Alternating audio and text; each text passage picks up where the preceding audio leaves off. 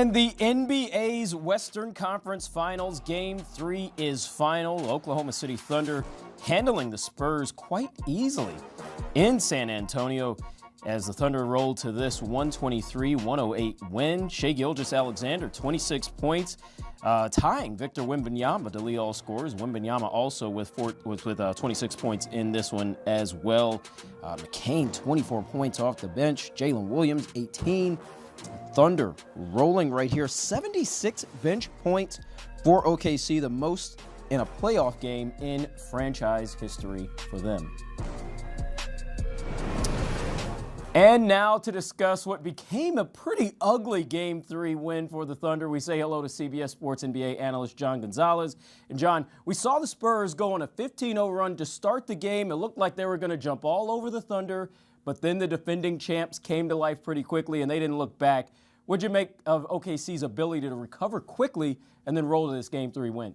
Yeah, at 15-0, I thought that this is a wrap. We're on to Game 4, and Oklahoma City's going to have to figure out a way to even up the series. And instead, Oklahoma City just kept plucking away. And especially on a night when SGA was scoreless in the first quarter, and it really took him a while to get going. He got most of his offense from the free throw line, but this was one of those total team efforts by the Thunder that really speaks to their depth, because Chet Holmgren has basically been a zero in this series. AJ Mitchell only played 17 minutes. It looks like he's got an injury situation going on. Isaiah Hartenstein did all the little things, rebounding, passing, playing defense, but he's not a scoring machine. And then Lou Dort gave him literally no points. So your starters outside of SGA, with no Jalen Williams missing a game again, were not very good tonight. So what happened? Here comes the bench. The bench rallied to this thing where Alex Caruso had another big game. Kason Wallace was good. Jalen Williams had 18 points. That's a playoff career high for him. As you mentioned, they set a franchise record with 76 playoff points off the bench. And Jared McCain, we really got to call him out. A guy that they got at the trade deadline goes for his own playoff career high with 24 points. A guy that's new to this team, took the most shots of any of the Thunder tonight off the bench. He outscored the Spurs bench by himself. And they needed all those points from all those guys and all that contribution. And it just, there's a reason why the Oklahoma City Thunder are the defending champions and the 1 seed. And it's SGA and Jalen Williams. That top line talent is really good, but it's really about their depth. Yeah, it certainly is. Now, you mentioned Shai Gilgeous-Alexander having a hard time in the first quarter, going scoreless in that period. He still ended up with a double-double. We mentioned the 26 points. But the thing that really stood out to me was his game-high 12 assists. What impacted his role as a facilitator in Game 3? What impact did that have, and how much more of a factor could that be the rest of the series? Yeah, it was huge. It was similar to Jalen Brunson in Game 2, where the Cavs sort of slowed down Jalen Brunson from a scoring perspective, and Jalen Brunson went, okay, well, I'm going to figure out a way to influence this game, so I'm going to have a ton of assists tonight and set up my teammates. Same thing happened with SGA. Scoreless in the first quarter, had a hard time getting some buckets to go, decided, all right, I got to get my other teammates involved, right? So here he is, dishing out assists, 12 tonight. He was fantastic doing that. And then in the same way that Jalen Brunson figured out a way to influence the game, it wasn't just the passing for SGA. He's really hard to keep off the free throw line. And once he gets there, he's automatic. He was tonight. 12 free throws tonight. We talked about it in the pregame where I said he needs to get to the free throw line more. He only shot 8 in the previous game. Well, 12 tonight makes all 12. That is really, really difficult for the Spurs to slow down because he's so good at it. Now, you heard the crowd chanting flopper on him because they don't like how some people call it foul grifting. I call it using the skill set that you have, right? He's really good at baiting the defense and getting to the free throw line, and that's extra offense for them. That's easy offense for him and for the team. So yes, slow start for him, not a very efficient shooting night, but still figured out a way to be super impactful tonight. Another word for that is gamesmanship. I think you could use that as well. He certainly is a gamer in that regard. Now, the Thunder were without star small forward Jalen Williams in this one, and we did see the other Jalen Williams, a power forward, perform well in this one. But without the other Jalen, the small forward, they managed just fine. What makes OKC so well-suited to absorb his absence in the event that he misses even more time with his nagging hamstring injury? Yeah, I mean, for any other team, that would be a killer, right? You take a guy like Jalen Williams, who last year missed or made All-Star, he made All-NBA, and he made All-Defense. If you took a guy like that off of basically any other team in the league, that would really hamper their ability to do basically anything that they'd want to do. And instead, the Oklahoma City Thunder are still rolling, right? Jalen Williams, that's his 56th game that he's missed between the regular season and the postseason for the Thunder this year. And the reason why, and it goes back to what we talked about earlier, is their depth. Sam Presti has done such a great job of building redundancies into these teams. So Jalen Williams goes out. In comes A.J. Mitchell. A.J. Mitchell, you slide him in. He could have been the sixth man of the year this season if he hadn't missed some time with an injury. Then he goes out with 17 minutes left. You think, oh, man, that's a bummer. It doesn't matter because you still have Alex Caruso, who's playing really, really well in the season. You need scoring and ball handling. Here comes Jared McCain, who they got from the Philadelphia 76ers at the trade deadline. And of all the teams in the NBA that you would think, how are they going to find time for Jared McCain?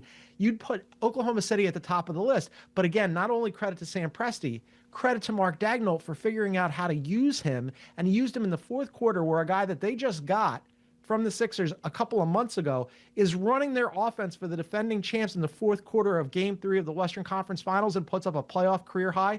That organization is just so smart, so well run, and they do so much more with what the pieces that they have. It's really remarkable. Yeah. Now, like SGA, Wemby had a 26-point night for San Antonio on Friday, but all those points weren't enough to keep this one close for the Spurs. What were they missing around him in this game? Yeah, the Wemby thing is really strange, right? Because he didn't get his first paint points in this game until late in the third quarter. And I'm sitting there and I'm watching this and I'm almost screaming at my television screen, like, what's happening here, right? Why is Wemby not in the paint? Recall game 1 where he absolutely dominated the paint and the Spurs won the points in the paint going away. Tonight, Oklahoma City was actually +2 in the paint. That should not happen with Victor Wembanyama. Now, late in the third quarter, it's almost like everybody on the Spurs went, oh yeah, we've got Victor Wembanyama. He's 7'5". Maybe we should throw him a couple lobs, get him going in the paint. And then after that, he was 5 of 8 in the paint, but it was just way too little too late. And it was very curious.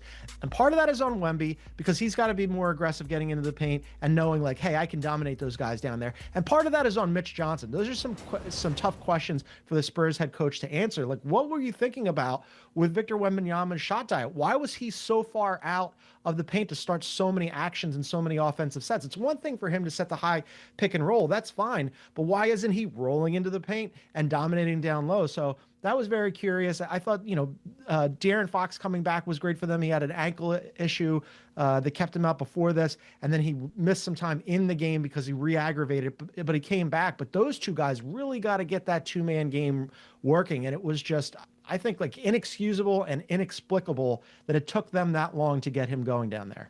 Yeah, also inexplicable was some of the tensions that we saw there in the third quarter. They really reached a crescendo at times. A couple of hard Thunder fouls as they were trying to stop some fast breaks.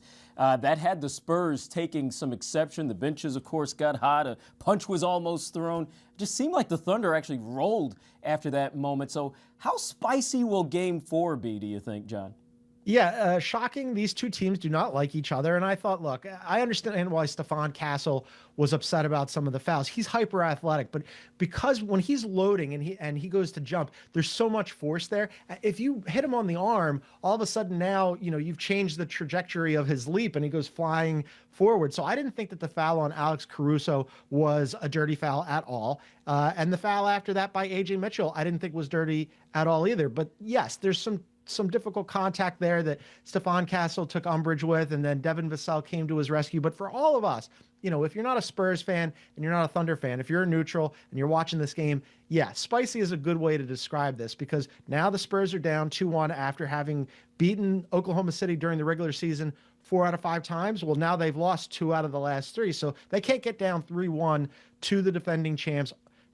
Going back to Oklahoma City, they absolutely need to tie this up in Game 4. So they're going to come with that energy. The building's going to have a lot of energy. You're going to hear a lot of flopping chants, and it should be a really good one. But yes, these two teams, not fans of each other. Not at all. But we are fans of this series. We're fans of this game, and we're all going to look forward to Game 4. It's going to be a fun one. John Gonzalez, thank you as always, my friend. A quick look at the Thunder and the Spurs this season. You just heard John talking about it. The first 6 games of the year, well, it was a 1-5 record for OKC. The last 2 games in this matchup, the Thunder have ended up winning them, and they've won them by a pretty significant margin. There you see the 122 points per game. The Thunder have scored, and they've allowed just 110 points per game in the last 2 games. We will see what the next iteration of this one holds. Game 4